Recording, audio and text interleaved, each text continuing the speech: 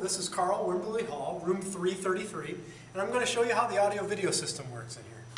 The first thing we'll notice is at the teacher station in the front of the room on the right-hand side is our controller. That's going to control our audio, our video, and also the projector. The projector button is labeled off right now, and if I press the on button, that's going to power on the projector for us. It does take about a minute for the projector to power up, so while that's happening, I'm going to show you how to lower the screen down. This room is equipped with an electrical screen, and the controller for that is right over here on the wall. There's an up and a down, and right now the switch is in the neutral position. So I'm going to go ahead and click that down, and that's going to bring the screen down. And once it gets to the level that I want it at, I go ahead and put the switch back in the neutral position. And I'm going to do the same thing if I want to raise the screen. I'll raise it up, and when it gets to the position I want it to, I'll put it back in the neutral position. The next thing we'll do is we'll log on to the computer here in the classroom. The keyboard tray is right underneath here. And then I'm just going to follow the directions that are on the screen. Control-Alt-Delete to begin.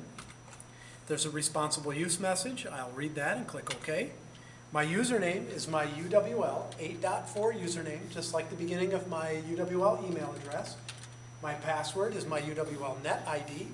And the third line here that says log on, I'm going to make sure that that's labeled Eagle. And then I'll go ahead and click OK. And that's going to log me onto the computer. Once I've logged onto the computer, I can show it in the front of the classroom, and the way I'm going to do that is to come back over to the controller, and on the right-hand side are my sources, and I'll click the button labeled PC. And once I hit that button labeled PC, whatever comes up on the PC is going to show up on the screen for us. The next thing we have is the document camera. It's located on the left-hand side of the teacher station, and the power button is on the right-hand side of the document camera. So I'll go ahead and power that on. And the advanced features are up here by the camera. The little wheel will zoom us in and out. There's a manual focus and an autofocus. You'll want to leave that on autofocus unless you're doing something very active like writing or moving underneath.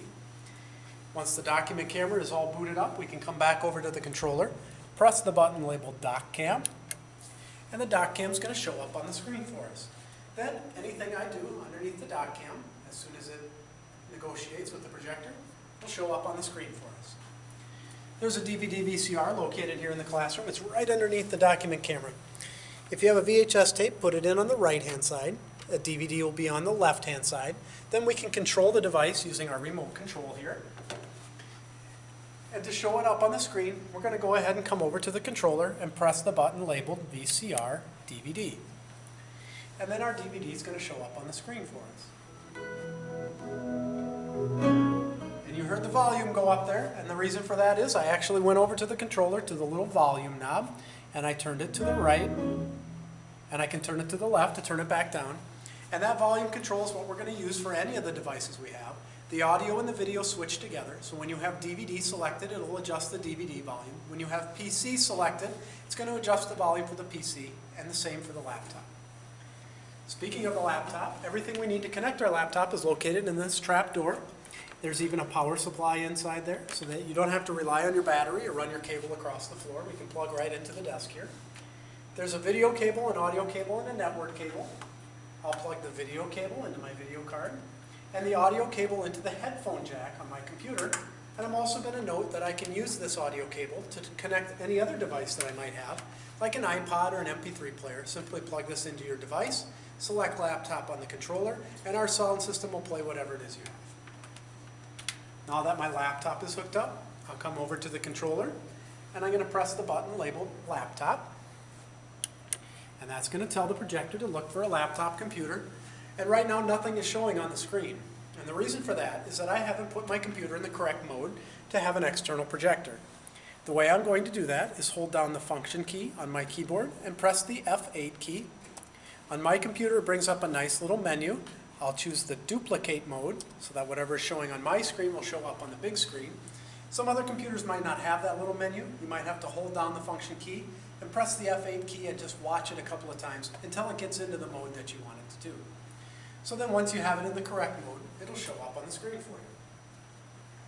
When you're all finished with whatever it is you're doing in class, come back over to the controller, back up to the projector area, and press the off button. That's important because it's going to power off the projector, and that'll save the life of the projector bulb for us. The last thing I'll mention is that on the desktop here is a written version of what I've just told you on the video, and in the upper right-hand corner are the names and phone numbers of the Academic Technology Services staff. If you ever need help during a class or ever have questions of any kind, please give us a call.